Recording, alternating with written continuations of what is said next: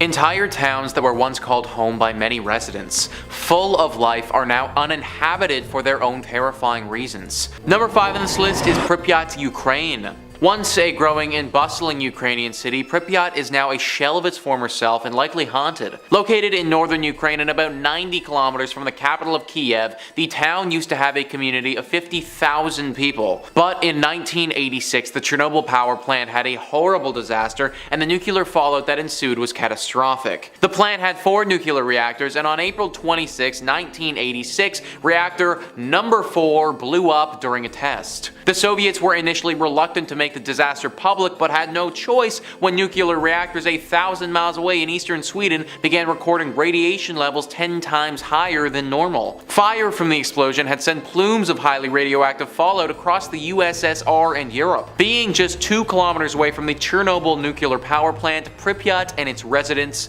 was dangerously close to the nuclear fallout. The human body isn't made to withstand that level of radiation, and all areas near the blast had to be evacuated immediately. The town of Pripyat and all of its tens of thousands of residents was no exception. Decades have passed, and this place has been eaten alive by time with no human intervention. With the horrible radiation fallout as well, who knows what sort of creatures are lurking here now? Its buildings have decayed and been partially reclaimed by the elements, and wild animals that roam through apartments people used to call home, sports complexes, and amusement parks. In the town post office, hundreds of letters from 1986 still sit waiting to be mailed.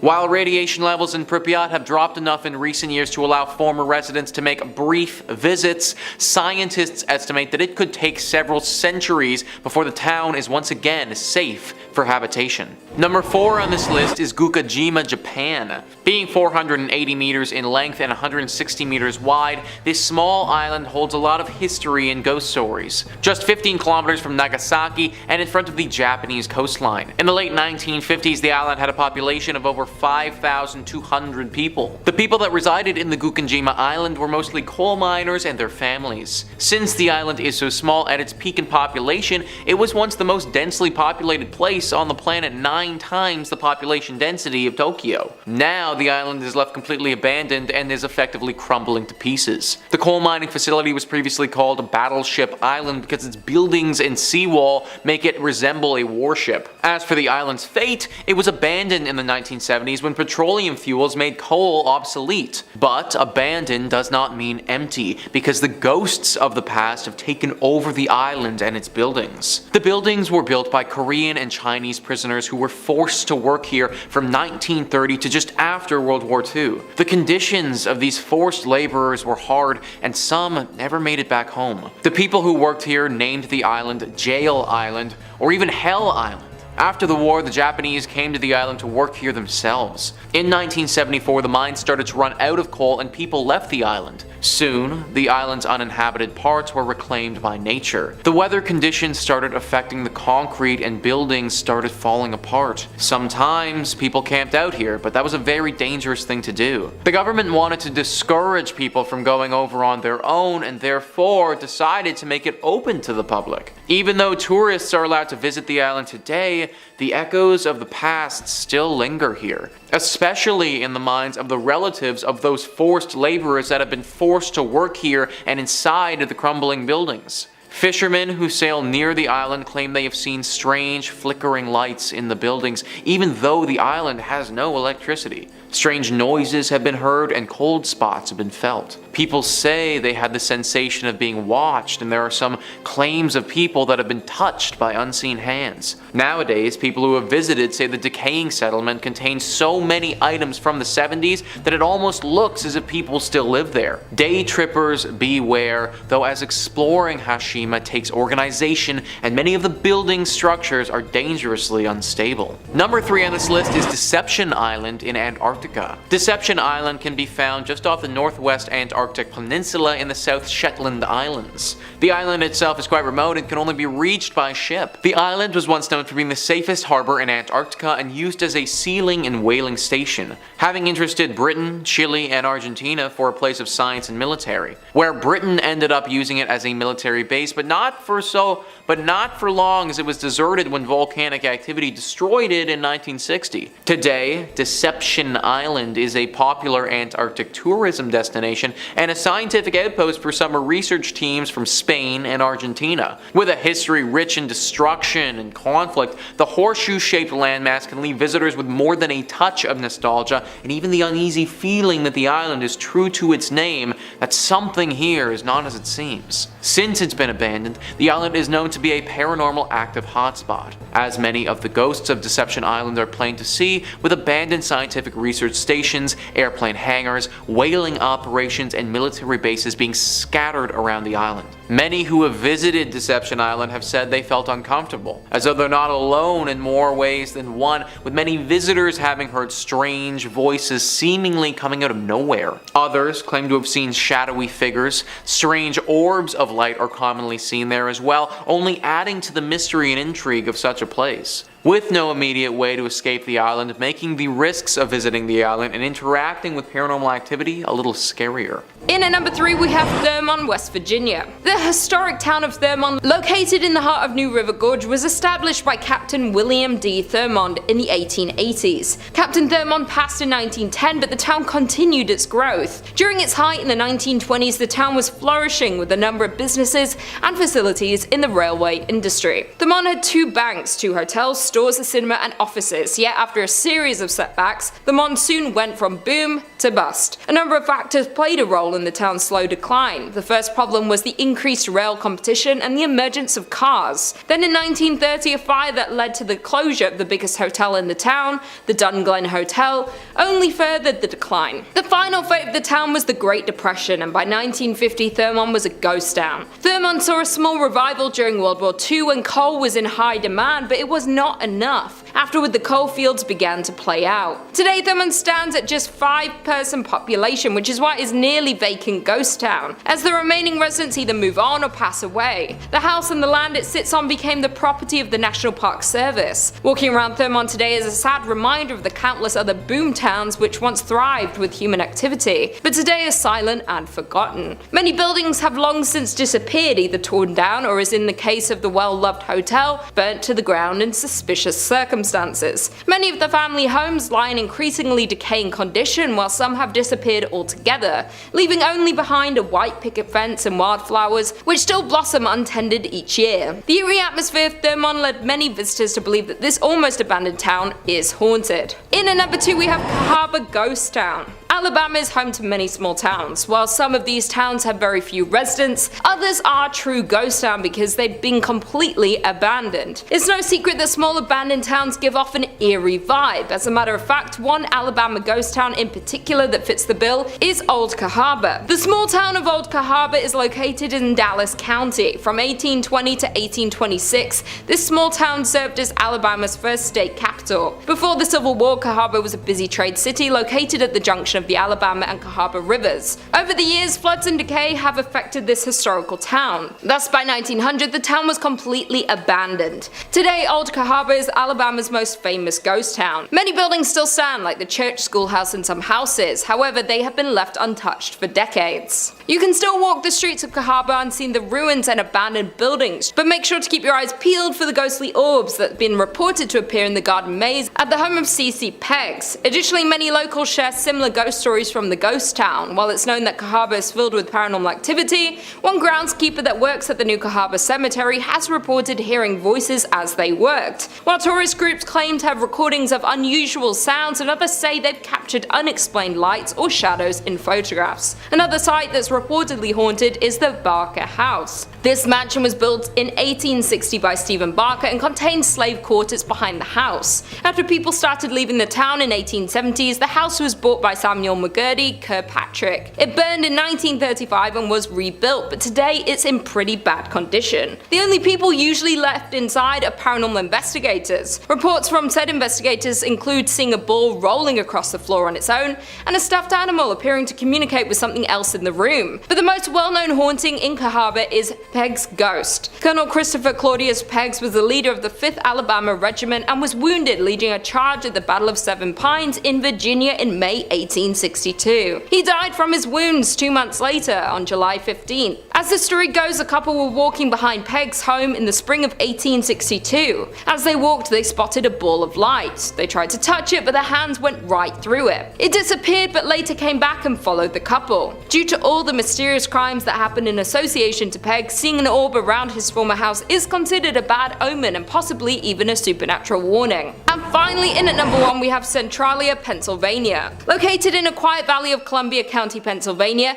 is one of the state's least likely and least publicized tourist attractions. Centralia, Pennsylvania once thriving with 14 active coal mines and 2,500 residents in the early 20th century. But by the 1960s, its thriving business and population hit a decline, and most of its mines were abandoned. Still at that point, over 1,000 people still resided in the town, and Centralia was far from dying until a coal mine fire began below. In 1962, a fire started in a landfill and spread to the never-ending coal tunnels that miners dug thousands of feet below the surface. And despite repeated attempts to extinguish the flames, the fire still burns to this day. 20 years after the fire started, however, Centralia, Pennsylvania began to feel the effects of its underground fire, as residents started passing out in their homes from carbon monoxide poisoning. The trees began to die and the ground turned to ash. Roads and sidewalks began to buckle. But some residents didn't want to leave despite the health risks, and for the next 10 years legal battles and personal arguments between neighbors became the norm. The local newspaper even published a weekly list of who was leaving. Finally, Pennsylvania invoked eminent domain in 1993, by which point only 63 residents remained. Officially, they became squatters in houses they had owned for decades. In 2013, the remaining residents, which were fewer than 10,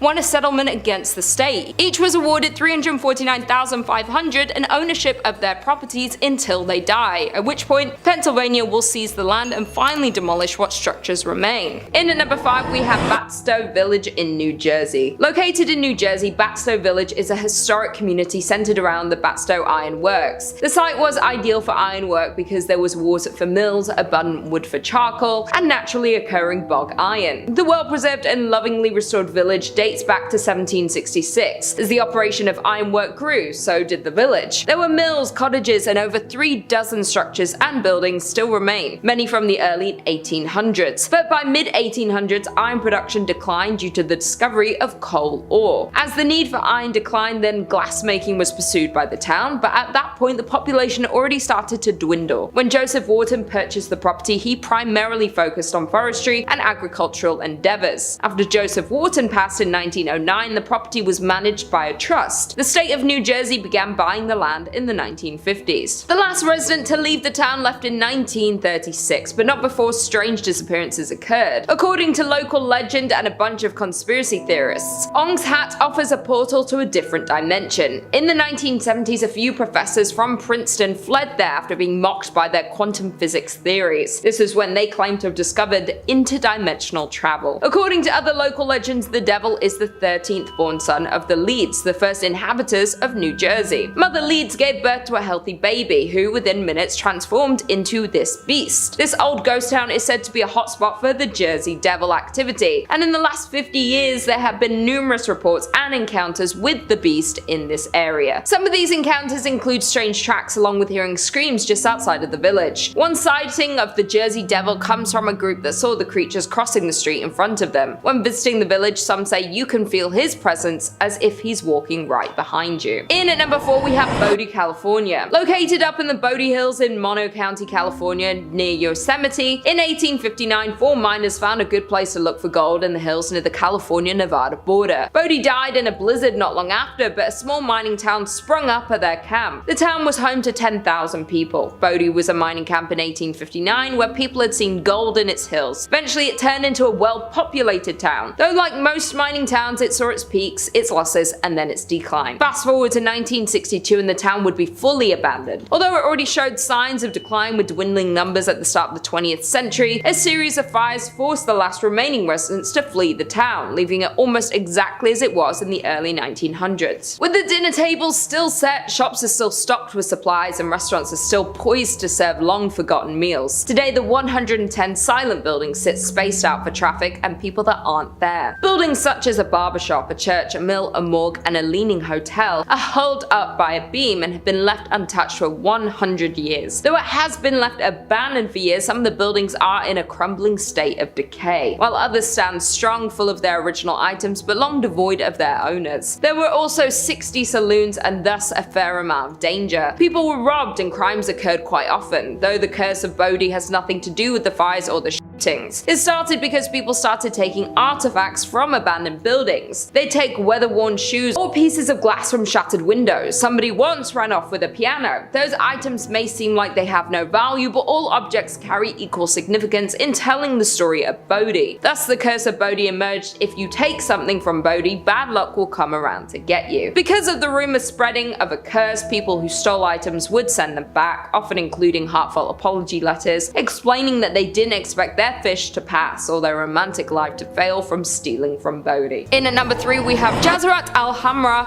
which is best known as the ghost town of the United Arab Emirates, is said to be the country's most haunted place, remaining a number of spooky events experienced by the locals and curious visitors. Jazirat Al-Hamra is an abandoned village located to the south of the city of Ras Al Khaimah, one of the 7 emirates that form the UAE. The coastal territory is the region's best example of a pre-oil village, displaying 3 distinct types of early and mid-20th century Gulf architecture. The town of Ras Al Khaimah is the crumbling remains of a once thriving fishing village. The name translates to Red Island for the red and bronze colour of the sand on which the town was built. The former tidal island was predominantly home to the Zab tribe, who by 1831 developed the area into a renowned pearling trade centre, was home to over 4,000 inhabitants and dozens of fishing and trading ships, and with its good fortune came expansion that continued well into the start of the 20th century. But by 1968, Jazirat Al-Hamra became nothing more than an abandoned town, due to a clash between the tribe and Sheikh Saka bin Mohammed of Ras Al Khaimah due to some unclear reasons. Thus most of them migrated to Abu Dhabi. The village consisted of 334 buildings, including 18 shops and 11 mosques, and is nearly unchanged since its people left in 1968. Jazirat Al-Hamra, now filled-in patch of land in the south of Ras Al Khaimah, remained abandoned and untouched. However, rumor has it that this extraordinary quiet and silent village is extremely haunted by the jinns. People even gossip that they can hear the strange noise and disembodied voices near the beach of this ghost village. Many visitors also assert that they felt uneasy, like danger was lurking, waiting for them when they pressed on further into the haunted village. Some of them even claimed to have reported seeing unexplainable handprints on the ruined pillars and walls, and experienced many more paranormal things within this haunted ghost town. In at number 2 we have Pyramiden, Norway. Some say that the Soviet town of Pyramiden, Norway was abandoned overnight, and for a good reason. Located in Svalbard, an archipelago situated between Norway and the North Pole, Pyramiden can be reached by boat from about mid-May until the beginning of October, when waters bordering the town are free from sea ice. Established in the 17th century, the town was used as a base for whaling and walrus trapping. Though at the start of the 20th century the culture shifted to coal mining. At first Pyramiden was a sleepy place with hardly any residents at all, but after World War II the Soviets allocated more money to the town. They constructed dozens of new buildings, including a hospital, a recreation centre called the Cultural Palace, and a large cafeteria. In the 1980s the town's population reached its peak of more than 1,000 people, but not long due to the wake of the Soviet Union's dissolution the town would be left completely abandoned. As when the Soviet Union fell apart, mining stopped in Pyramiden and the miners had to leave. On March 31st, 1998, the last coal was extracted from the mine, and the approximately 300 workers who still lived there began shipping out. The residents never returned, and today the town still stands much as it was when the last men departed. And finally, in at number 1 we have Batsto Village, New Jersey. There are around 28 known ghost towns in New Jersey, but this one has to be the most terrifying. Founded in 1766, the Batsto Village was built primarily to accommodate once prosperous ironworks. At the time, the site possessed 3 valuable resources: water for mills, abundant wood for charcoal, and naturally occurring bog iron. During the Revolutionary War, Batsto supplied the Continental Army with iron, while its remoteness protected it from British attack. In 1784, Batsto was bought by William Richard, whose family owned and operated the ironworks for 92 years. years. Following the discovery of coal and ore in Pennsylvania, in the 1840s the iron industry began to dwindle in the Batsto village. Nervous they were going to run out of business, the Richards family exploited another abundant local resource, sand, to make glass. But in 1874 a house fire spread and destroyed the glass making facilities, remaining furnaces, and 17 houses that were in the town. Due to the destruction of the glass facilities, the town of Batsto and the Richards family fell into bankruptcy. The Richards and many of the villagers moved away after the accident, leaving the site silent. In 1876 the property, along with huge tracts of land around it, was purchased by industrialist and businessman Joseph Wharton, with the plan of reinventing the declining town into an agricultural, foresting and cranberry farm. But after his death in 1909, the land was held by a trust until purchased by the state in 1954 to form the Wharton State Forest. The state's plan for the town was to restore its 50-room mansion, as well as to rebuild the dam that was located on the lake, though the efforts to reinvent Batsto weren't enough to save it from its inevitable end. As when the state of New Jersey bought the village with a plan of improving it, the residents didn't see a future in the town, so they all left it, with roots that can be traced back to 1766 and the last remaining resident leaving in 1989. There are more than 40 structures still standing in the historic town, including a charcoal kiln, carriage houses, stables, ice and milk houses, a blacksmith, general store, gristmill, and a wheelwright shop, though they are all left untouched since the last residents left in 1989. Coming in at number 5 we have Bodie, California. Located up in the Bodie Hills in Mono County, California near Yosemite, in 1859 4 miners found a good place to look for gold in the hills near the California-Nevada border. Bodie died in a blizzard not long after, but a small mining town sprung up at their camp. The town was home to 10,000 people.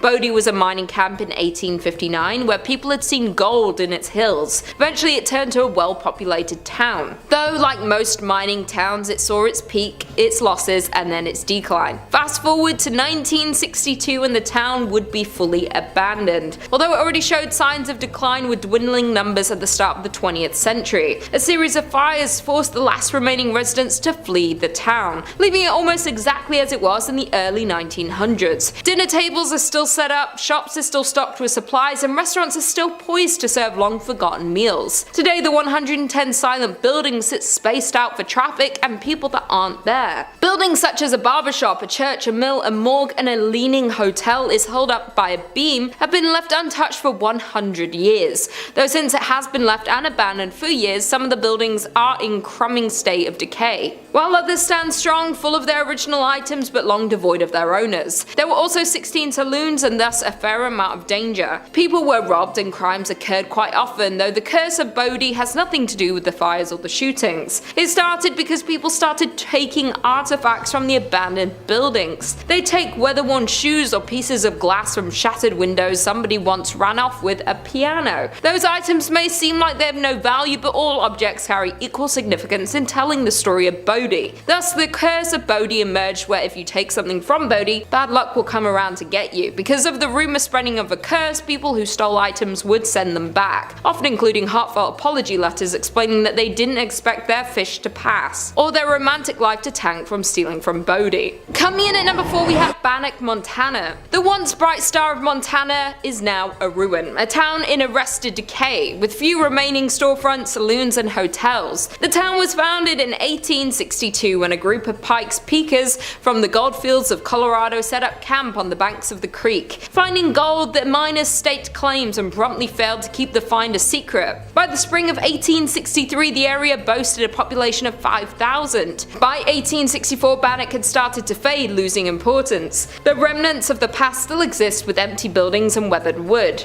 Today over 60 structures remain standing, most of which can be explored. The town is known as a site for paranormal activity. It is known that ghosts of the abandoned town walk the streets of Bannack. The most common ghost story though is the story of Dorothy Dunn. In August 1916 Dorothy Dunn, her cousin Fern and a friend waded into a dredge pond and stepped into deep water, but none of the three knew how to swim. Luckily a passerby was able to save both Fern and the friend, but Dorothy was not as lucky. Today the site of the tragic drowning is referred to as Dorothy's Hole. Sometime after the accident Bertie saw a ghost of her friend upstairs in the hotel of the town. She recognized Dorothy by her long blue dress. Although Bertie rarely discussed the sightings, other visitors began to report seeing the spirit of a young girl in a long blue dress in the window of the hotel. Others have reported cold spots and some have reported trying to speak to the girl girl in a long blue dress. Bannack was filled with adult workers, crimes, murders, and of course the notorious sheriff and outlaw Henry Plummer,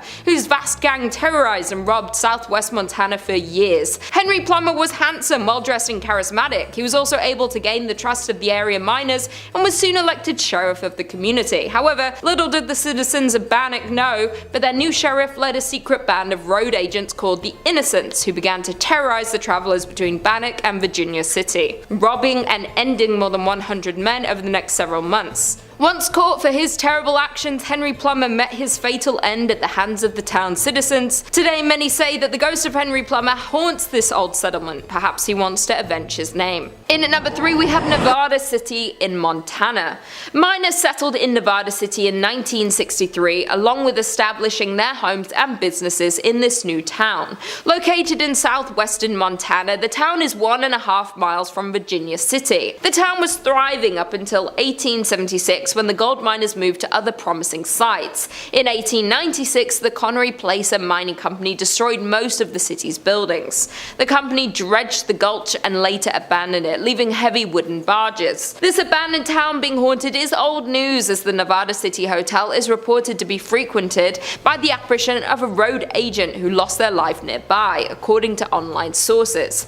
Visitors have also reported hearing footsteps in the hallways and seeing shadowy figures standing behind their reflections in mirrors. Additionally, the spirit of an older cowboy figure who never speaks but lurks in the hotel rooms and even sits at the bar in the Virginia City. Back when the hotel operated, guests also complained of a weeping woman, always in the same room, only to be told there was no guest in the room in question. In at number 2, we have Custer, Idaho. The mining town of Custer was born in 1879 by gold miners looking for their next gold hotspot. Prospectors discovered gold in what would become known as the Yankee Fork area of central Idaho in 1867. The area was worked on a small scale for more than a decade before the discovery of General Custer Mine. The General Custer Mining Company closed in 1888 and the district experienced a sharp decline.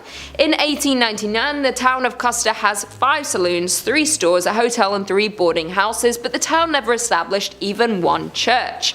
By 1910, most of the mines in the area were closed and the Yankee Forks boom years came to an end. The combined population of Custer and the nearby Bonanza was just 66 people. The Silver Messenger reports just 2 families remaining in Custer in 1911 and then being fully abandoned the year following. Today it has been purchased by the US Forestry Service and, in conjunction with the Friends of Custer Society, is slowly being made into a historic site. Some original buildings have already been renovated, some are in process, and many others are slated to be restored. Several buildings lost in a 1960s grass fire are due to be replaced with replicas. The Forgotten Town is a landmark for many people such as tourists and especially paranormal investigators. In the old schoolhouse is a museum containing items left behind and showcases the town's unique history. Although interesting, you can't help but get an eerie feeling thinking about the people who once owned these items, as walking into one of these structures is like walking back in time. To think this town was once active with human energy and miners working every single day. And finally, in at number 1, we have South Pass City, Wyoming. Only about 10 miles north of the Oregon Trail is the shell of a town that used to be a busy gold mining camp. Established in a small valley along the banks of Willow Creek, the town was born in 1867. The town was built there because gold was discovered in the Wind River Mountains. By 1868, South Pass City boasted over 250 buildings, 1,000 people, and hundreds of claims. The town was extremely busy as its half-a-mile-long main street boasted numerous hotels, restaurants, general stores, 2 newspapers, doctors, a bowling alley, and dozens of saloons. The mining district continued to grow to as many as 3,000 residents. Miners looking for investors and newspapers promoting further settlement in the area exaggerated the region's amount of gold. But for South Pass City, its great success wouldn't last, and just 2 years after its establishment would begin to show its first signs of declining. Hitting a fall in early 1869, the town resurged briefly after outsider capital was poured into the area, but would fall again as expenses and hardships to recover the gold proved too costly for most miners. By 1872, the town was only occupied by only a few hundred people. In the end, South Pass would become a permanent ghost town. By 1949, the last of the pioneer families had moved on from South Pass City, and the buildings had fallen into disrepair. The grounds of the old town are known to be haunted, and Highway 287 that follows the route of the Oregon Trail over South Pass, which is the reason reason South Pass City ever existed, has had its fair share of ghost sightings. According to a local ghost story, a woman was driving home from a long day in Denver. Her friend had fallen asleep in the passenger seat. After passing through Jeffrey City, the driver spotted a dark, hunched figure walking toward the road in the sagebrush.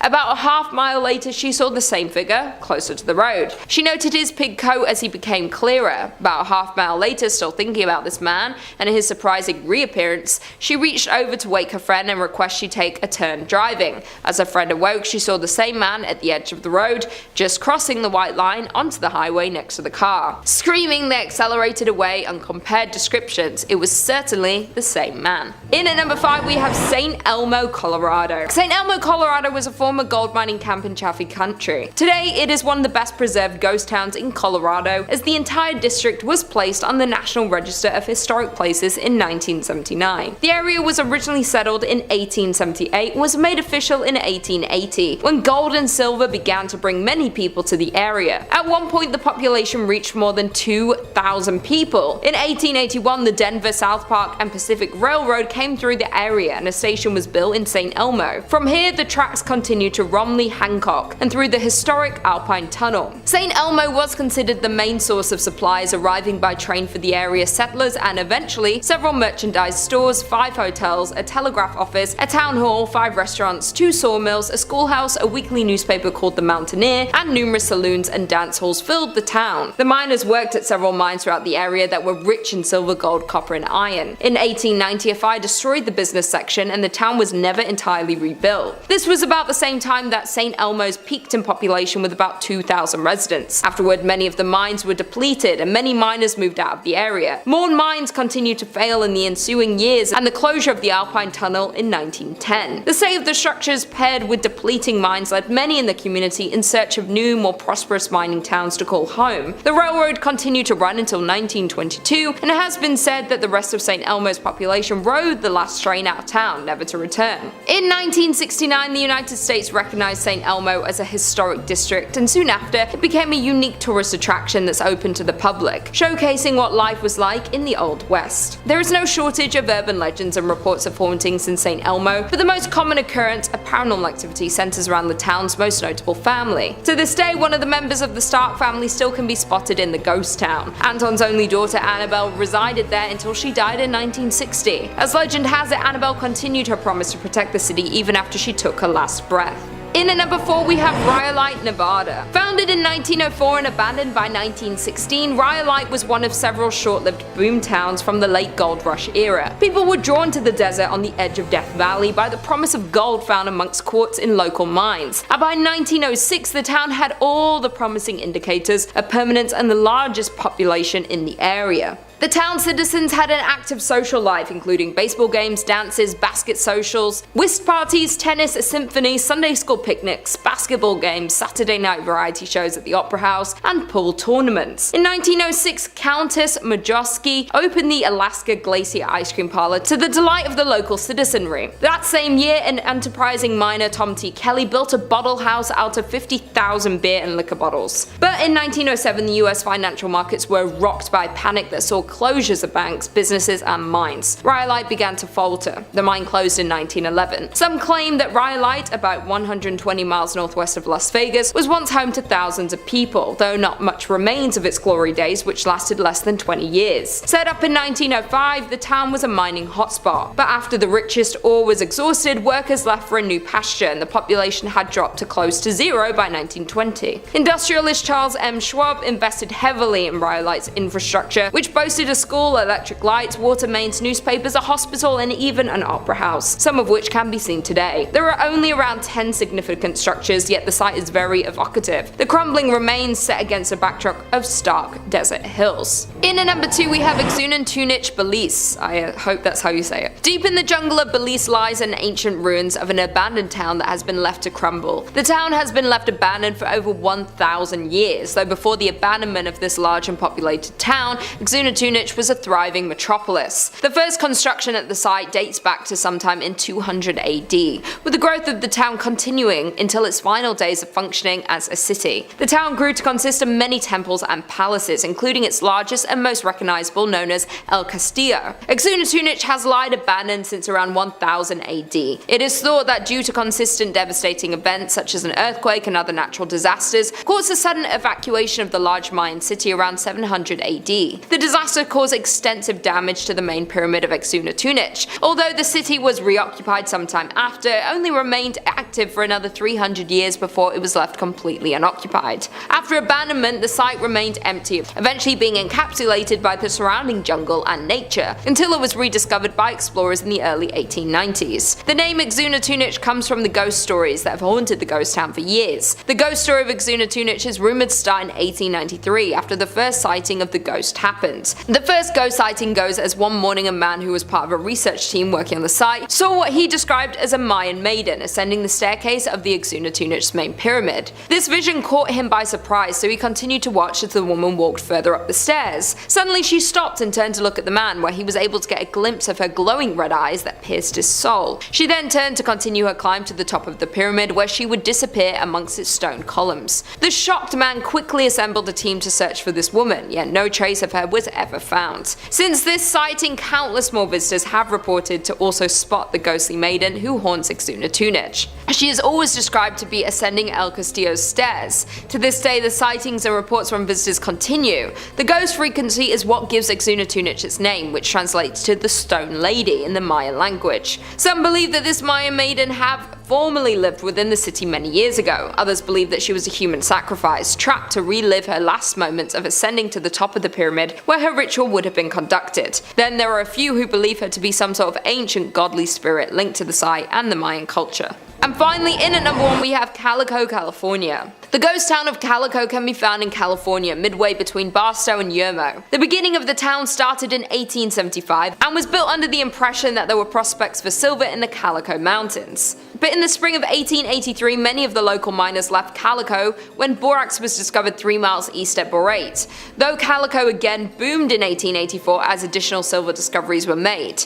Gaining a population of some 2,500, the town supported 24 saloons and gambling dives that never closed, as well as more establishments such as the church, public school, dance school, and a literary society, along with dozens of retail businesses. By the late 1800s, Calico was bustling with prospectors searching for their fortunes, and the Calico mining district became one of the richest in the state. Calico's final decline began when the price of silver fell in the 1890s, but the break production kept it alive, even through the panic of 1906. They tried to hold on, and borax for a time substituted for the shiny metal that had been the Calico's fortune. Calico kept churning out valuable minerals until it finally exhausted its supply in the 1920s. Calico was soon abandoned and left to gradually decay in the desert sun until little remained, but in 1951 it was purchased by the Walter Knott, an ex-miner, and rebuilt as a modern ghost town. He restored the town to mostly how it was, in certain cases rebuilding some of the old structures as they were back in the 1880s. Considered one of the top haunted locations in California, Calico has its fair share of ghost stories, when one of the most active and known ghosts of the abandoned town is Lucy Lane. Lucy is often seen in a black lace dress walking back and forth between her home and store. Others have allegedly seen phantom school teachers and other residents who have been known to grab visitors' legs or pinch their ankles. Some visitors have also reported seeing a floating red light inside the buildings, while other visitors have reported extreme cold spots throughout the mine and an eerie feeling in various places of the town. Coming in at number 5 we have Goldfield, Arizona.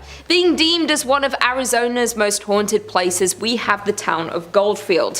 Founded in 1893, Goldfield was a promising land for gold mining.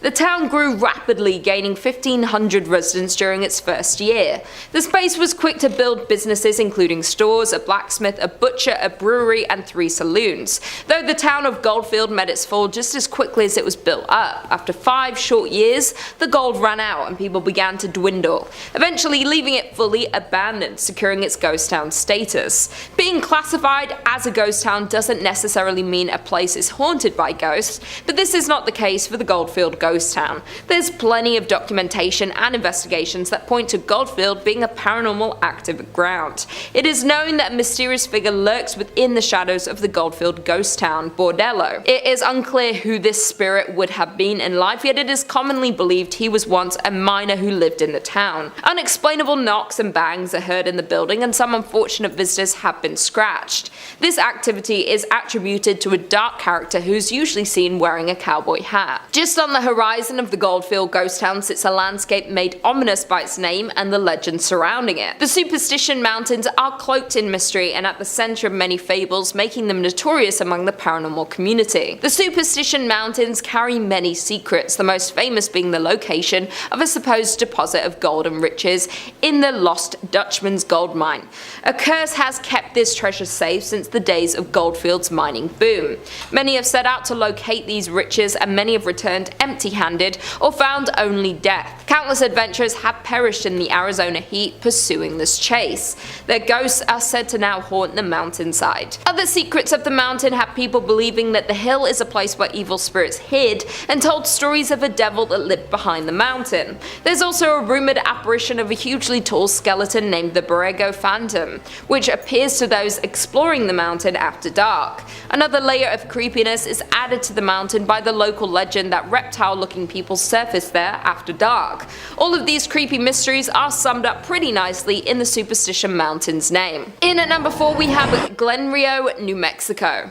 Found on the state border of Texas and New Mexico lies the town of Glenrio. Founded in 1901, it was a town where wheat and cattle farmers settled and grew a community. Being divided between two states made for some unusual customs in Glenrio.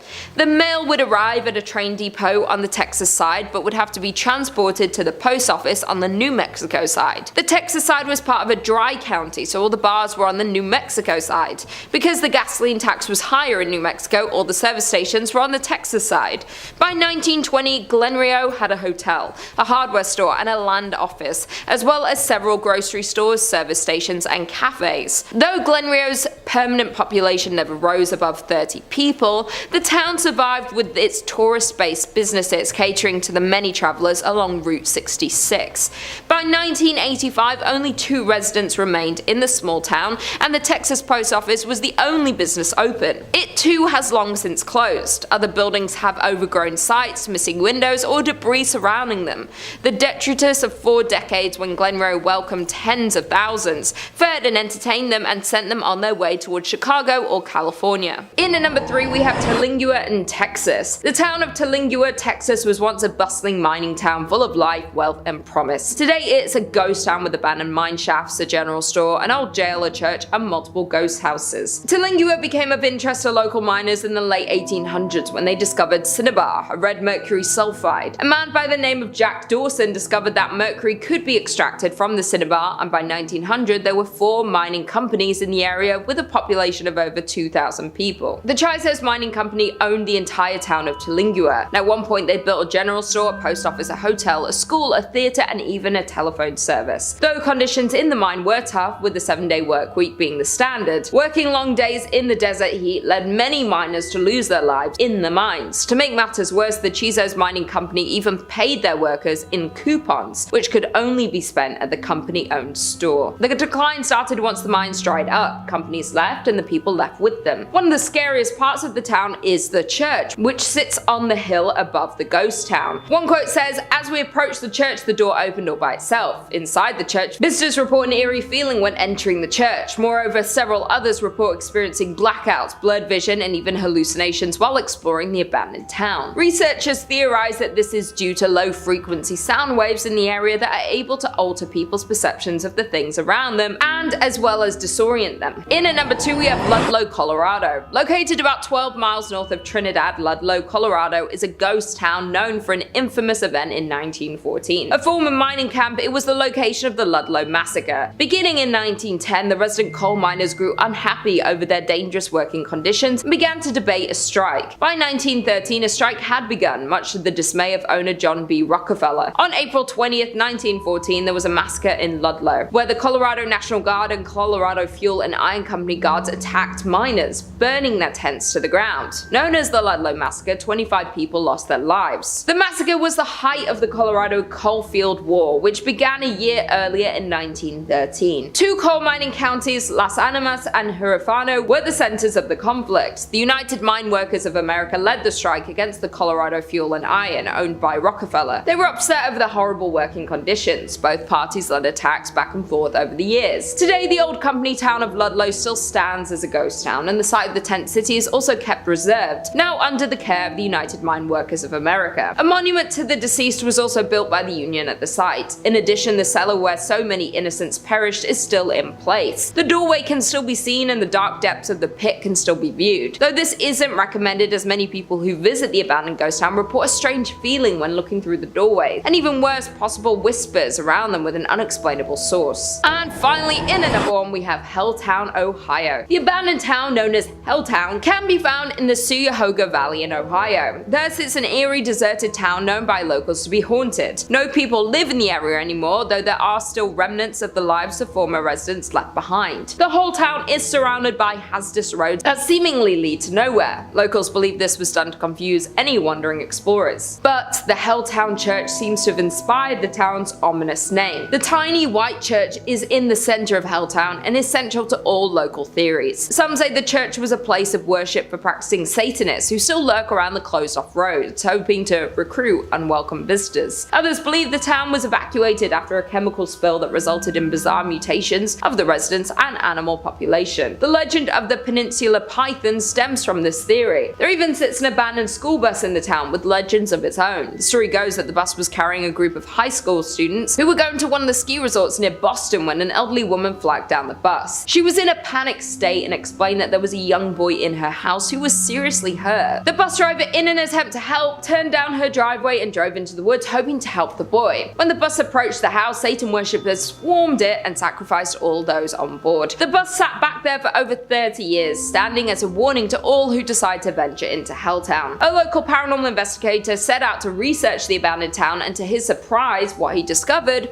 was truly frightening. He describes Helltown as not just truly abandoned, but is home to many spirits and hauntings. His personal experience with a ghost encounter was returning to his car to find strange people looking into his car windows. Both times the people vanished as soon as they saw him approaching the car before he had a chance to speak to them. Coming in at number 5, we have Grafton, Utah. Located just a few miles away from Zion National Park in Utah, the now abandoned town of Grafton can be found. The town was originally established in 1859 when 5 Mormon families nearby were led to establish a town they called Wheeler to plant cotton, which would have been a profitable commodity during the Civil War. After only 2 years, the town was struck by a massive flood starting on January 8th of 1862 that washed away the entire town. However, the pioneers did not give up that easily and moved about a mile upstream and founded a new town named Grafton. They grew cotton, alfalfa and wheat, but life was harsh and many residents lost their life due to the diseases and various accidents. The mortality rate was also extremely high, which accounts for about 77 total graves in the nearby cemetery. The town flourished for a while despite recurring floods, with a church and adobe schoolhouse being built in 1886, but when the Hurricane Canal was built in 1906, many families started to move to Rockville and Hurricane, and by 1920 only 3 families remained in the town, and in 1944 the town's last residents, Frank Russell and his wife Ellen, moved as well. And although the town is now well maintained by the non-profit volunteer organisation of the Grafton Heritage Partnership Project, its dark past can still be felt when exploring the area. People have reported hearing ghostly footsteps over the creaky floors in the empty buildings, as well as the breath of ghostly souls on the back of their necks. The entire town gives visitors a feeling as if being watched, and the shadowy figures can sometimes be spotted in the windows. Another visitor of the ghost town visited the basement of the Russell home and claimed that they found a chair sitting in the middle of the basement with a mark on it as if someone had recently sat on it. They had been exploring for over an hour at this point and had not encountered another person on the way to town or the entire time they were there, but for some reason the print looked brand new, with not a single speck of dust on it. After filming for a few moments in the basement and recording into the silence, they felt a rush of air, as if someone had just walked past them, which scared them, and they decided it was time to leave. There are even rumours of skinwalkers lurking in the area. Even the cemetery itself has many reports of people hearing crying, laughing and chilling deafening screams, especially late in the day and when it's overcast. Some people have even seen a woman in a dress with her hair in a bun walking around the cemetery sobbing, but when they approached her she disappeared into thin air. There is no doubt that there is definitely a very uncomfortable feeling while walking around the gravestones, which isn't surprising knowing the sad history of the people laid to rest there. In at number 4 we have Deadwood, South Dakota. The town of Deadwood is located in South Dakota and gained attraction in the gold rush of 1876. In 1875, a miner named John B. Pearson found gold in a narrow canyon in these northern Black Hills. This canyon became known as Deadwood Gulch because of many dead trees that lined the canyon walls at the time. Practically overnight, the tiny gold camp boomed into a town that played by its own rules that attracted outlaws, gamblers, and gunslingers along with gold seekers. At its height, the city had a population of 5,000, attracting larger-than-life Old West figures back then. The business district comprised largely of saloons, dance halls, card parlors, and bodacious bordellos. They were all hungry for gold and did whatever they had to in order to get some. The business did whatever they could to serve the gold diggers, and sometimes that led to a little bit of conflict. Because of this, the now ghost town still lives with stories of its dead residents haunting present-day hotels and saloons. In 1876, Deadwood survived a smallpox epidemic that nearly wiped out the whole town. There were so many infected that multiple tents were erected to quarantine the stricken. In addition, it suffered 3 major fires. One devastating fire occurred on September 26, 1879, destroying more than 300 buildings and consuming the belongings of many inhabitants. Many numerous economic hardships also followed, pushing it to the verge of becoming another Old West ghost town. One of the most paranormally active sites in the ghost town is the Adam House. Built in 1892 after owner W.E. Adams had a stroke on the premises, his wife was so disturbed by the sounds of his ghost still walking around, rocking the rocking chairs and so forth, that she moved and left the house untouched, exactly as it was when he died. Now visitors and employees report having seen a rocking chair rock on its own, encountered a shadowy man standing at an upstairs window, and heard voices and footsteps in rooms throughout the house. Number 4 on this list is Krakow, Italy. Even though the residents of Krakow, Italy are long gone, the town on the hill remains abandoned. Located atop a 1,300-foot cliff overlooking the river valley below, the town was founded in the 8th century. Krakow is only 40 kilometers inland from the Gulf of Taranto and a part of Italy's Basilicata region.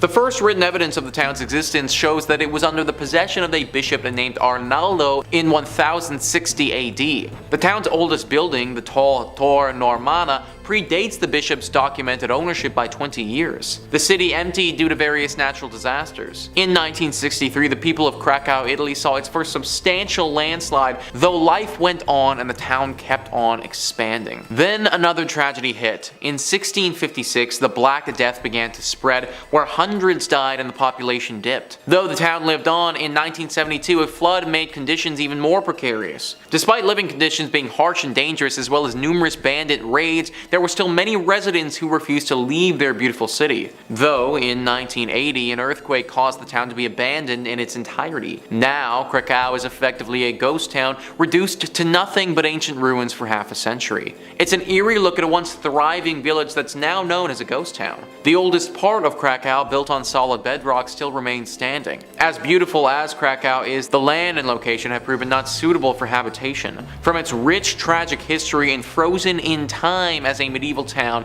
it's only safe to assume that the town is haunted by its past. And finally, number 1 on this list is Kennecott, Alaska. Built in 1903, the town of Kennecott was once bustling with people, full of workers who came to the town in search of wealth and work in the mines. There were businesses, shops, a train connection, and a lot of life. Then, in 1938, the town was abruptly abandoned by its citizens, leaving most of their possessions behind. Since the middle of the 1950s, the place has been completely deserted. In the Kennecott mines, it was not gold that people were digging for, like in so many other places, but copper. After copper was discovered in the area in 1900, a group of wealthy investors formed the Kennecott Copper Corporation to mine the incredibly rich veins in the jagged mountains. In the 27 years the mine was in full operation, the company made more than $100 million and a company town grew around the mine. It grew quickly into a major town with a school, a hospital, a saloon, and a brothel. But by 1938, the copper deposits were mostly gone,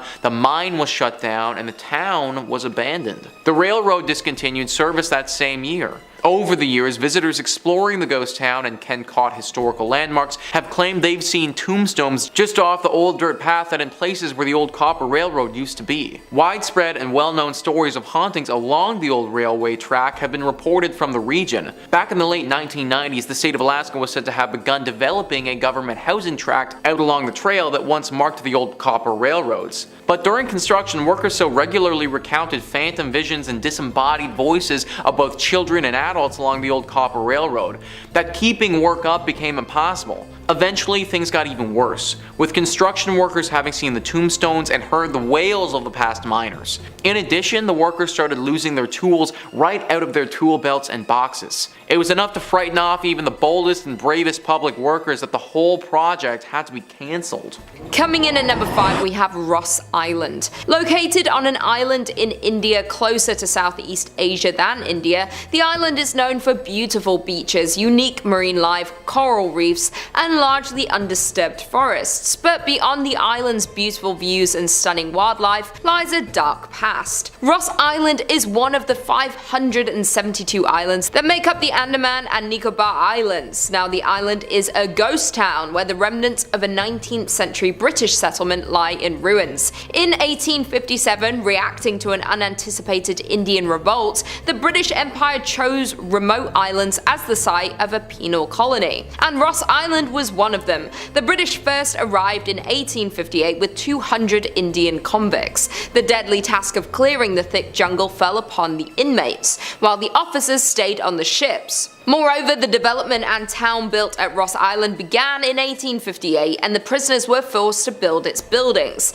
The island was transformed to resemble a British town, with houses, offices, clubhouses, bakeries, stores, churches, and everything else that the British would not miss when they were away from home. The British ruled Ross Island for more than 80 years, up until nature was against the development. In 1941, a gigantic earthquake affected the island and left the town on the island completely ruined. The British thought rebuilding the town would not be worth it, and overnight left the island in complete ruins. Abandoned in the 1940s, the island is now being reclaimed by nature. Homes, a massive church, ballrooms, and even a graveyard all are in varying stages of decomposition, being taken over by an unyielding forest. In at number 4, we have Terlingua, Texas. Near the Mexican border, you'll find the town of Terlingua, Texas. In the 1800s, it was discovered that the area in which Terlingua was built was plentiful in cinnabar, a red mercury sulfide, from which mercury can be extracted. This caused an influx of miners to the area, but it wasn't until Jack Dawson's discovery and production of the area's first mercury in 1888 that it drew a population of 2,000,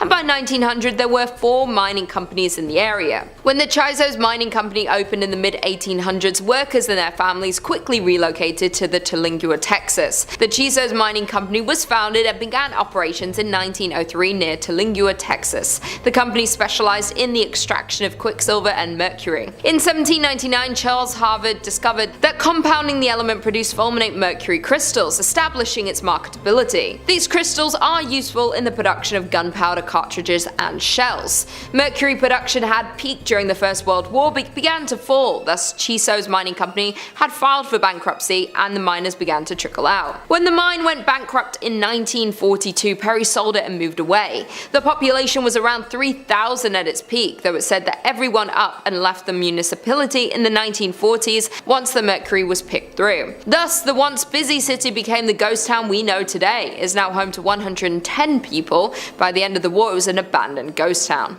In at number 3, we have Kennecott, Alaska. A once flourishing town with businesses, shops, a train, and a lively community is now left as a ghost town. The town of Kennecott in Alaska was flooded with people after copper was discovered in 1900. After the discovery, a group of wealthy investors formed the Kennecott Copper Corporation to mine the mountains above the Kennecott and Root glaciers. In the 27 years the mine was in full operation, the company and town grew significantly in fortune and people, and at its peak Kennecott employed 600 people. But by 1938 the copper was mostly gone, the mine was shut down and the town was was left abandoned. The town was abruptly abandoned by its citizens, leaving most of their possessions behind. Since the middle of the 1950s, the place had been completely deserted, with the railroad discontinued service that same year. Reports of ghosts along the abandoned tracks of the Kennecott train have been claimed for decades, while other visitors report having seen old tombstones along the route of the tracks, though the gravestones then vanish by the time the visitors make their return trip. Others have reported hearing disembodied voices and phantom children laughing. Reportedly, a 1990s construction project were halted after workers were scared away by the creepy sounds and unexplainable events. In at number 3 we have Garnet, Montana. Found in Montana, the abandoned town of Garnet was another gold rush town that drew thousands of hopeful miners. Between 1862 and 1916, gold was mined from the area. During the peak of the town, it had hotels, saloons, schools, and stores in the midst of the town's biggest years.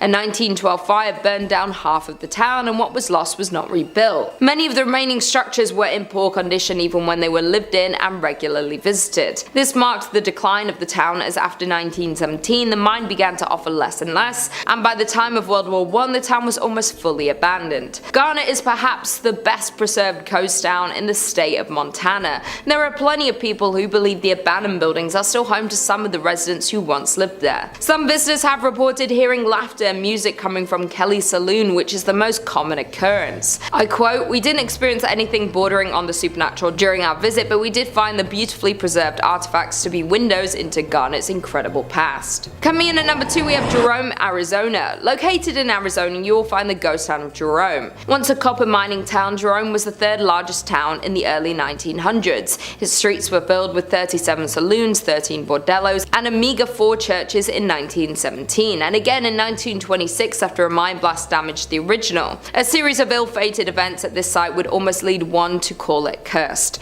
When the Great Depression hit, conditions in the town took a sharp downturn. Plagued with man-made disasters and poor fortune, Jerome's population gradually dwindled from thousands to somewhere between 20 to 50 residents. Finally, in 1950, the town was abandoned for good. A number of visitors have recounted other mysterious sightings. Visual apparitions range from human-shaped figures that roam the halls and stairways of the old hotel to a friendly animal that is said to scratch and meow at the doors. Additionally, one of the town's most well-known ghosts is said to lurk at the town's community center. Formerly called Lawrence Memorial Hall, the building is more often familiarly termed Spook Hall due to several strange happenings. With all the other apparitions wandering about this historic town, the cemetery, of course, known as the most haunted place in the whole town. Visitors here have made numerous reports of dark figures moving about, the sound of ethereal footsteps, and the sounds of distant voices. The old cemetery includes graves dating from 1897 to 1942. And finally, in at number 1 we have Cerro Gordo, California. Cerro Gordo is a ghost town located in Death Valley and is considered one of the best abandoned places in California. Cerro Gordo means fat hills in Spanish. It was named this for the vast amount of silver it contained. By the end of 1869 the city flourished and became well known for its promising business. By 1871 Cerro Gordo was well established as a mining town. The American Hotel was completed that year, as were several other permanent structures,